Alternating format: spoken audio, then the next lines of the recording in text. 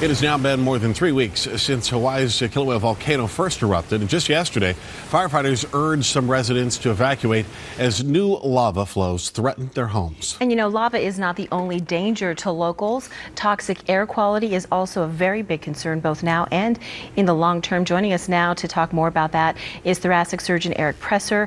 We really appreciate you being here. Looking at those images, it's so terrifying. You're terrified of the lava, but it's not just that, right? No. So what we have here on the mainland is fog and haze, and unfortunately right now in Hawaii we have VOG and LAZE.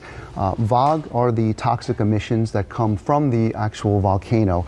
It's mostly carbon dioxide, water vapor, and sulfur dioxide. And what happens when the sulfur dioxide actually reacts with moisture, sunlight, and other particles, it forms this haze that we see, hence the term VOG. Right. Now, anyone who has lit a match and you get that smell. So it sounds exactly, it's like sulfur. And what I tell my patients or anybody is that if you can see it, taste it, then you have the opportunity, if you will, to avoid it. Right. Now, what happens is that it's very irritating to your eyes, your nose, and your throat.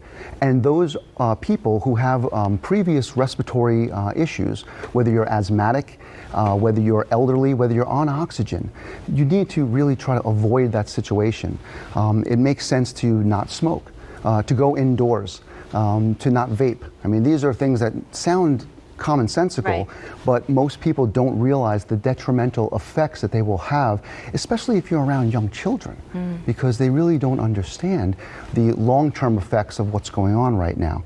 Now, we talk about LAZE, that's lava, and haze. And what happens when the lava runs into the ocean, it actually forms a toxic compound that has hydrochloric acid and some glass particles. Oh my gosh. And obviously you don't need to be a doctor or a scientist to know that that can be detrimental near and long term, and we really don't know, and I don't think we're ever going to know what the long-term effects are. You have some personal experience with the long-term lung health from 9/11. So unfortunately, I was the chief surgical resident. It's been about 17 years. I was at St. Vincent's Hospital. I was unfortunately watching the towers fall with my own eyes on 7th Avenue.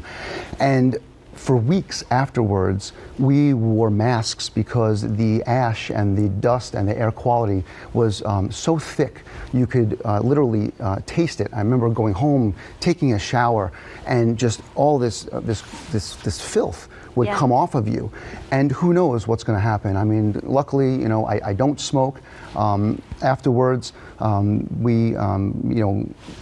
it calmed down, if you will, but no one's ever really going to know what happened. And that's why what's most important is that people try to take precautions, whether it's wearing a mask, staying inside, or having their medicines, having their oxygen tanks filled, because if you get in trouble, then you have the first responders, okay, who are now affected by the air quality as well. And that's something people don't really take into consideration. So it's also important to talk about that when you talk about people being told they should evacuate now and they don't. And so then when you get out and you having to leave in a hurry, enforced evacuation, everybody's in danger then. Absolutely, and that's one of the problems. So you have to be not only prepared, but you really have to take into consideration who else you're putting in the line of fire, So if you will. you say a mask, but what about just like the ones you get at the grocery store, or the, you know, the Rite Aid or whatever? Are those masks enough? Do you need? I just saw somebody with looks like they're wearing a gas mask. So there are special masks that we use, not just in the hospital, but also that you have to buy.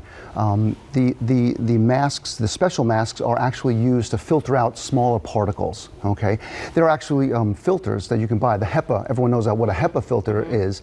There are actual filters that are made, machines that are made to filter out the toxic gases as well. But most people can't afford them. They're very expensive. So the best thing that you can do is, like I said before, just try to stay inside.